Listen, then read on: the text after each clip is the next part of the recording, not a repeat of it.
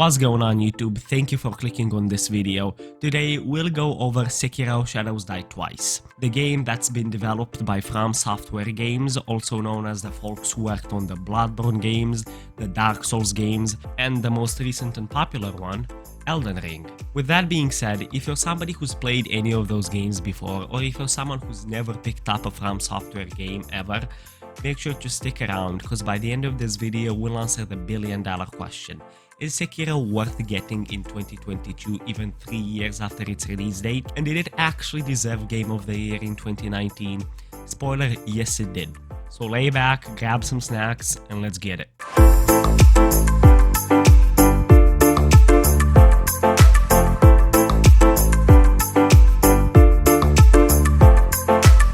Alright, so first things first. Myself, I have finished Elden Ring and I've been playing Sekiro for quite some time now. I haven't finished the game yet, but I'm way past the starting phase. And I can definitely say the differences and similarities between Sekiro and other Souls games. I got a good feel for the game, if you'd say so. And obviously there is a ton of similarities because they're made by the same developers. But at the same time, there's also a lot of differences, especially in the gameplay, which I'm gonna talk about in a second.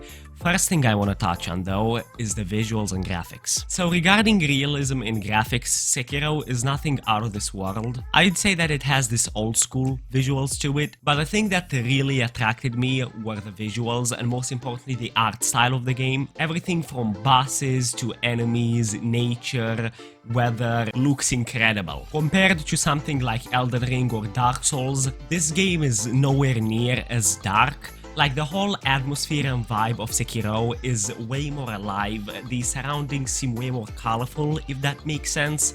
I don't really know how to explain it, but as you can see on the screen, it's way more vibrant. And to be fully honest, I kinda love it, even more than in Elden Ring. Now let's talk a bit about the best aspect of Sekiro in my opinion, and that is the gameplay and combat especially. The gameplay in Sekiro is simply amazing, and the combat might be one of the most satisfying mechanics I have ever experienced in any video game, and no, I'm not exaggerating when I say this. I'm going to try to explain this the best I can, but generally compared to games like Dark Souls, Bloodborne, Elden Ring, the combat in Sekiro is just way more alive. Obviously, FromSoftware kept that RPG style going, but because Sekiro is more based on perfectly timed deflecting than dodging, you just get that very satisfying finisher combo on the enemy, and it's just amazing. You might look at the gameplay and from my words find that Sekiro isn't challenging at all, or at least not nowhere near as challenging as other Souls games, and here's where you're very wrong. Yes, you may have like respawning in Sekiro, and yes, you do have finishers and perfectly transitioned combos, but trust me when I say that the game is very challenging. Besides the fact that most bosses have more than one life, timing that deflect and combining it with dodges is not as easy as it seems to be. Of course, when talking about the gameplay in Sekiro, I'm not going to state the obvious things that FromSoftware has been doing these whole years.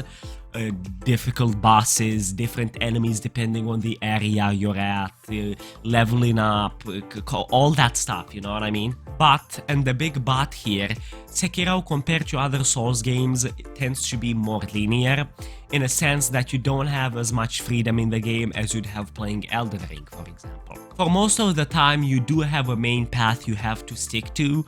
There's a point A and a point B that you have to go to, although between point A and point B, there is some decent exploring and venturing out you can do. Generally, I'd say that they did a decent job between exploring, adventure, and making sure you're in the spot you need to be. But of course, there's new stuff in Sekiro that you can't find in other Souls games. For example, the weapon prosthetics, which is basically that extra weapon that helps you in combat, and you can get a lot of them. Weapon arts, which are basically different styles of fighting and heavy attacks.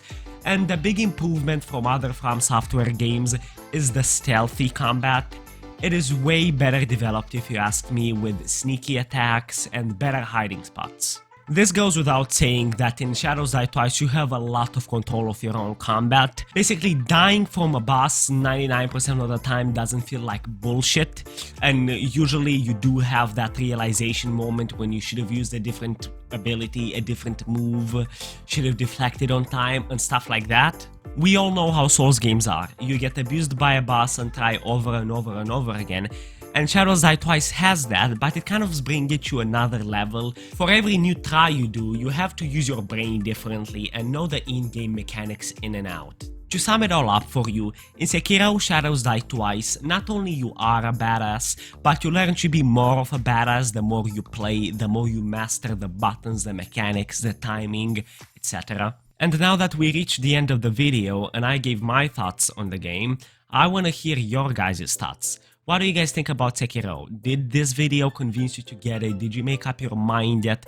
If you have played it, what was your experience with it? Let me know in the comments. While you're there, let us know if you'd be interested in a Sekiro Shadows Die Twice playthrough, like a part 1, part 2 kind of thingy. And if you did enjoy this video, if it helped you in some way or another, feel free to hit that like button. And also, if you're new to the channel and want to keep in touch with the content, don't hesitate to press that subscribe button. We do stream on Twitch every Tuesday, Thursday, and Saturday, and we are currently playing Sekiro, so if you want to tune in and watch, all links will be in the description down below. Thank you guys so much for watching this video.